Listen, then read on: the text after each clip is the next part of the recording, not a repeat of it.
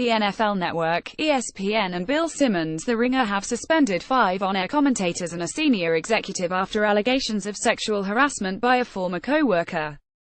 The former football players, including Hall of Fame running back Marshall Faulk, Heath Evans and Ike Taylor, allegedly groped and made sexually explicit comments to Jamie Cantor when they were colleagues at the NFL Network, according to a lawsuit filed against NFL Enterprises by Cantor. The allegations against the retired players and former NFL Network executive producer Eric Weinberger, who's now president of sports commentator Bill Simmons' media group, are part of a lawsuit in Los Angeles Superior Court.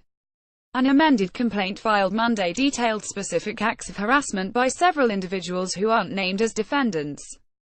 Weinberger sent several nude pictures of himself and sexually explicit texts, and told Cantor she was put on earth to pleasure me, according to the complaint. Cantor says he also pressed his crotch against her shoulder and asked her to touch it. She said she was also sexually harassed by on-air talent. Faulk would ask Cantor deeply personal and invasive questions about her sex life. He also fondled her breasts and groped her behind, according to the complaint. Inappropriate photos. Taylor sent Cantor sexually inappropriate pictures and a video of him masturbating in the shower, according to the filing. Donovan McNabb, a former analyst, also texted her explicit comments, according to the complaint. Faulk, Taylor and Evans have been suspended pending the investigation, said Alex Rieth-Miller, a spokesman for the NFL Network. McNabb now works for ESPN, which said in a statement that neither the former quarterback nor another employee identified in the complaint, Eric Davis, would appear on its networks during an NFL investigation into the allegations. Weinberger has been suspended from Simmons' media properties, including the Ringer website, according to a statement. He hung up the phone when reached by a Bloomberg reporter, and Simmons didn't return emails seeking comment on the allegations. Joel Siegel, who represents Taylor, didn't immediately return a voicemail seeking comment. Jordan Bowsant, who represents Faulk and Evans, didn't immediately respond to a request for comment on the allegations. Representatives for McNabb didn't immediately respond to an emailed request for comment.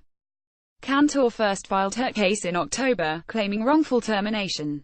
Laura Horton, a lawyer for Cantor, said by phone, "It's outrageous conduct and I fully intend to hold the NFL Network responsible." While several men across politics, media, entertainment and the technology industry have been fired over allegations of sexual harassment, this is the most sweeping indictment to surface at the intersection of sports and media. Earlier this year, Fox Sports fired executive Jamie Horowitz after allegations of harassment. Former big league catcher and Toronto Blue Jays analyst Greg Zahn was let go for inappropriate behavior toward female co-workers, and former NFL quarterback Warren Moon was accused of harassment. None have the star power or name recognition among casual sports fans like Faulk. McNabb live programming at the NFL Network. Weinberger helped create and oversee the network's programming, and when Simmons praised his professional record when he hired him. "He's a talented guy with an impeccable reputation, someone who is uniquely equipped to help me build an innovative multimedia company from scratch," Simmons said in a 2015 statement. "I know from experience that you're only as good as the people around you, and Eric is one of the very best," he said at the time. Cantor said she complained about the sexual advances from former NFL players to Mark Watts, the league's talent coordinator, but that he did nothing. According to the complaint, he told her, "It's part of the job when you look the way you do." Watts didn't immediately respond to messages seeking comment. Cantor said she also raised concerns about other working conditions at the network, including a failure to reimburse her for expenses and a lack of compensation for the hours she worked. She was terminated by her supervisor at the NFL in October 2016, when she was 51, and replaced by a 30-year-old, according to the complaint. The revelations and suspensions are the latest in a series of challenges to the NFL, which is coping with falling television ratings amid player protests and public rebukes from President Donald Trump. Earlier this fall, fans witnessed the owners' public fight over whether to extend Commissioner Roger Goodell's contract.